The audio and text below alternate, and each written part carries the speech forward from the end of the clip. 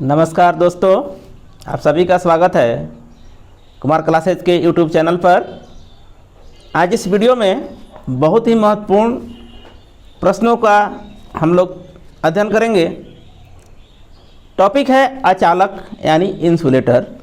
होता यह है कि इंसुलेटर से कई प्रकार के क्वेश्चन आपके एग्ज़ाम में UPSC TG2 हो या DMRC हो या कोई भी इलेक्ट्रिकल का आप एग्ज़ाम देने जाएंगे, क्वेश्चन पूछा जाता है और बड़ा ही कन्फ्यूजन क्वेश्चन रहता है। आप क्वेश्चन को अच्छी ढंग से समझ नहीं पाते हैं और आप गलत उत्तर दे देते हैं। इसलिए इस वीडियो को पूरा देखिएगा। चैनल पर नए हो तो सब्सक्राइब करिएगा और पसंद आए तो वीडियो लाइक करिएगा। और इसमें हमने 2 ट्रिक भी बनाया है, आपको 2 ट्रिक भी बताऊंगा, जिसके माध्यम से आप क्या करेंगे, सभी अचालकों के क्रम को याद कर लेंगे कि कौन सबसे अधिक है, कब से कम है, और इसके साथ साथ किस अचालक का कौन सा तापमान होता है, कितना सहन ताप है। अब याद करते होंगे वर्ग में Y A B, तो इसको भी हम याद कर लेंगे। तो पूरा वीडियो देखिएगा, तभी आपको ये लिए हेल्पफुल होगा। वीडियो को स्किप मत करिएगा। चलिए शुरू करते हैं वीडियो को। तो मित्रों, दोस्तों, देखिए क्या होता है कि इंसुलेटर अर्थात अचालक किसे कहते हैं। तो आप जानते हैं कि वैसे पदार्थ जिसमें क्या हो, मुक्त इलेक्ट्रॉन नहीं होता है, अर्थात जिसमें विद्युत का धारा का प्रवाह नहीं हो सकता है, वो क्या कहलाता है, अचालक कहलाता है। ठीक है। और ये भी आप जानते हैं कि तापमान बढ़ने पर क्या होता है, अचालक का गुण घटता है, अर्थात प्रतिरोध घट जाता है। और अच्छे अचालक का गुण क्या होना चाहिए, तो क्या होना चाहिए कि उच्च डाई इलेक्ट्रिक स्ट्रेंथ होनी चाहिए। क्या होना चाहिए, हाई डाई इलेक्ट्रिक स्ट्रेंथ होनी चाहिए।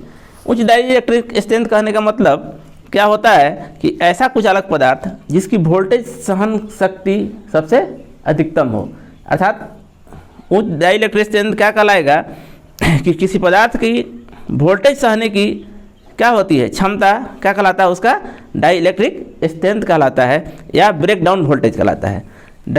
इसको क्या कह सकते हैं हम, ब्रेक डाउन वोल्टेज भी कह सकते हैं।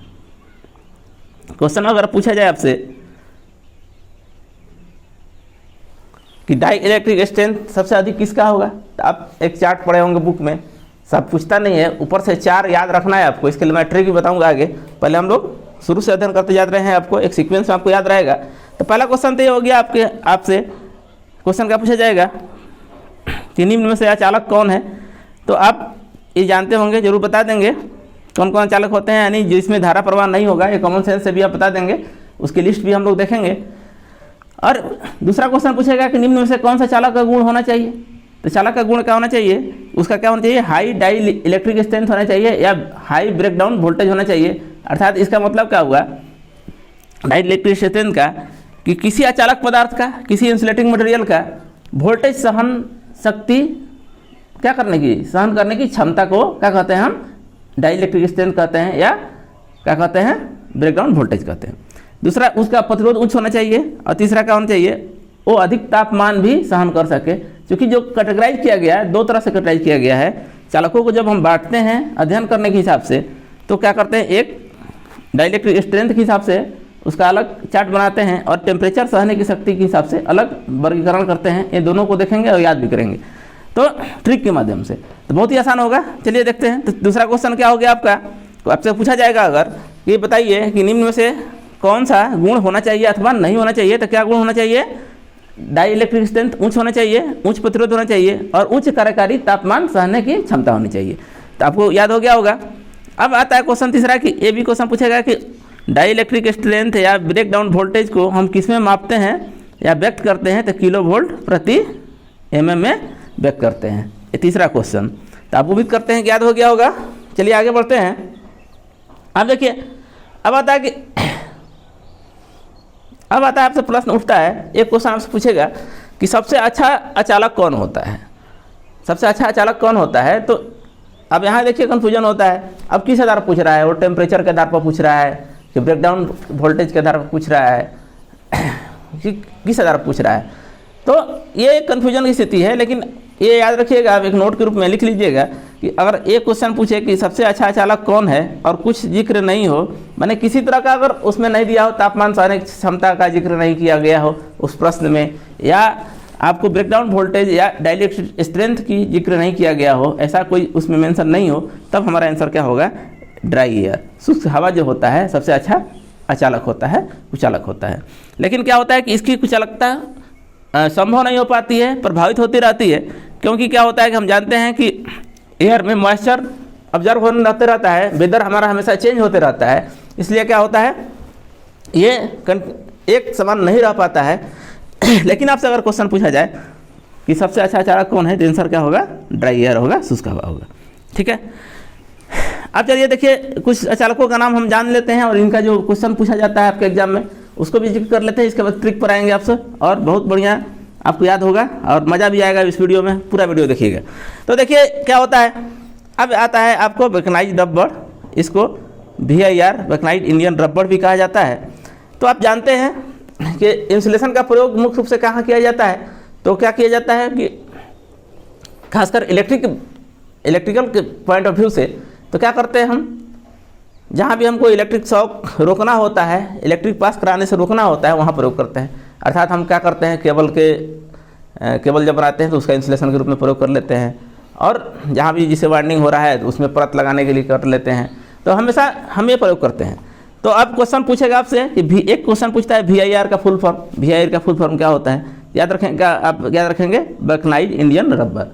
क्या हो गया, वल्कनाइज्ड इंडियन रबर, आंसर हो गया। एक तो क्वेश्चन ये हो गया। और इसका प्रयोग कहाँ किया जाता है, तो इसका प्रयोग दोस्तों किया जाता है तांबे के तारों में क्या करने के लिए, इंसुलेशन चढ़ाने के लिए। लेकिन एक क्वेश्चन यहाँ से और पूछेगा आपसे कि चूँकि होता ये है कि जो वल्कनाइज्ड इंडियन रबर होता है वो रबर को में गंधक मिलाकर बनाया जाता है। तो क्वेश्चन एक पूछेगा वल्कनाइज्ड इंडियन रबर किससे बनता है, तो क्या होता है प्योर रबर में गंधक को मिश्रित करके वल्कनाइज्ड इंडियन रबर बनाया जाता है या वल्कनाइज्ड रबर बनाया जाता है। दूसरा क्वेश्चन आपसे पूछा जाएगा कि वल्कनाइज्ड इंडियन रबर का प्रयोग कहाँ किया जाता है, तो तारों में इंसुलेशन चढ़ाने के लिए किया जाता है। लेकिन एक बात और समझिए कि इसमें क्या होता है, गंधक मिला होता है और जो कॉपर होता है यानी तांबा जो होता है, तांबा के साथ यह प्रतिक्रिया करता है और उस पर इफेक्ट डालता है। इसलिए वल्कनाइज्ड इंडियन रबर का जहाँ हम प्रयोग करते हैं इंसुलेशन के रूप में, वहाँ अगर तांबे का तार है तो तांबे के तार पर क्या करते हैं, टीन की परत चढ़ाते हैं। क्या करते हैं, टीन की परत चढ़ाया जाता है। ऐसा क्यों होता है, क्वेश्चन आपसे यही पूछा जाएगा कि वल्कनाइज्ड इंडियन रबर का प्रयोग करने के पहले क्या करना चाहिए, तांबे पर, तो तांबे पर क्या करना चाहिए, टीन की परत चढ़ाना चाहिए। अगर कंडक्टर तांबे का है, कॉपर का है, तो उस पर टीन की परत चढ़ाना चाहिए। और ऐसा नहीं होगा तो क्या होता है, गंधक तांबे के साथ प्रक्रिया करके उसको गलाने का प्रयास करता है। तो ये बहुत आपके लिए घातक हो जाएगा, इसलिए टीन की परत चढ़ाए जाते हैं। देखते होंगे आप कोई रबड़ में जो हार्ड रबड़ होता है इंसुलेशन का, तो क्या करते हैं, छीलते हैं आप, तो होता है कॉपर का लेकिन ऊपर से वाइट दिखता है, तो वो क्या होता है, टीन की परत होती है। तो उम्मीद करते हैं समझ गए होंगे आप। चलिए दूसरा क्वेश्चन आता है PVC। ठीक है, क्या आ गया, PVC। अब PVC का फुल फॉर्म भी पूछता है, तो आप जानते हैं क्या होता है, पॉलीविनाइल क्लोराइड। आपसे क्या पूछेगा, PVC का full form polyvinyl chloride, polyvinyl chloride. और इसका प्रयोग कहाँ किया जाता है, तो इसका प्रयोग भी केबल के ऊपर क्या किया जाता है, इंसुलेशन में किया जाता है, कंडक्टर के ऊपर, और ये फिक्सेबल होता है। लेकिन इसमें कमी यह है कि इसमें क्या होता है, आग लगने का खतरा ज़्यादा होता है, आग लगता है, अधिक टेम्परेचर होने पर क्या होता है, आग लग जाता है। अगला आता है एबोनाइट। क्वेश्चन आपसे पूछा जाएगा एबोनाइट क्या है। एबोनाइट भी एक क्या है, कठोर रबड़ है, ठीक है, जिसमें आग नहीं पकड़ता है। अंतर क्या है, PVC में आग पकड़ लेता है लेकिन एबोनाइट में आग नहीं पकड़ता है।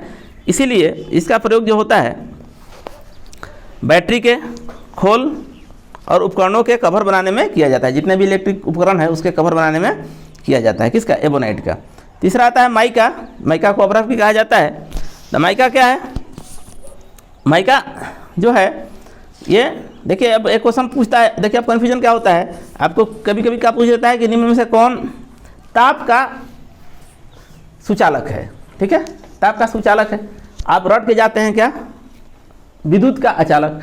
अब क्वेश्चन क्या आ गया आपका, ताप का सुचालक। उसमें जो है ऑप्शन में आपको क्या दे देता है, माइका दे देता है, अब्रक दे देता है। क्योंकि माइका क्या होता है माइका जो है आपको, माइका ताप का सुचालक होता है लेकिन विद्युत का कुचालक होता है। ठीक ना, ये आयरन में क्या करते हैं, प्लेट के नीचे हम लोग रखते हैं जो इलेक्ट्रिक आयरन होता है इसका प्रयोग मुख्य रूप से कहाँ होता है, इलेक्ट्रिक आयरन में निचली सतह जो प्लेट होता है जिसे प्रेस करते हैं हम लोग, उसके ऊपर रखा जाता है और इसके ऊपर क्या रखते हैं हम लोग, कॉइल रखा जाता है। ऐसा इसलिए रखा जाता है कि माइका क्या है, विद्युत का कुचालक है लेकिन ताप को अवशोषित नहीं करता है, ठीक है। ताप क्या करता है, वो नीचे ट्रांसफर करता है। जबकि हीटर में क्या होता है, हीटर में चीनी मिट्टी का हम प्लेट प्रयोग करते हैं, इसलिए ही प्रयोग करते हैं कि चीनी मिट्टी क्या होता है, ताप का कुचालक होता है, ताप का भी कुचालक होता है और इलेक्ट्रिक का कुचालक होता है। वो ताप को नीचे नहीं जाने देता है, ऊपर की रिफ्लेक्ट करना होता है। जबकि इसमें क्या होता है, आपको प्रेस में नीचे की ओर इफेक्ट देना होता है, इसलिए यहाँ क्या किया जाता है, माइका का प्रयोग किया जाता है। तो ये भी ध्यान रखिएगा, एग्जाम में कभी कभी आपको कन्फ्यूज किया जाता है, पूछ देगा ताप का, तो आप वहाँ गलत मत मारिएगा और चीनी मिट्टी मत डाल लीजिएगा, वहाँ क्या होगा आंसर, माइका होगा। उसी तरह आता है माइका नाइट।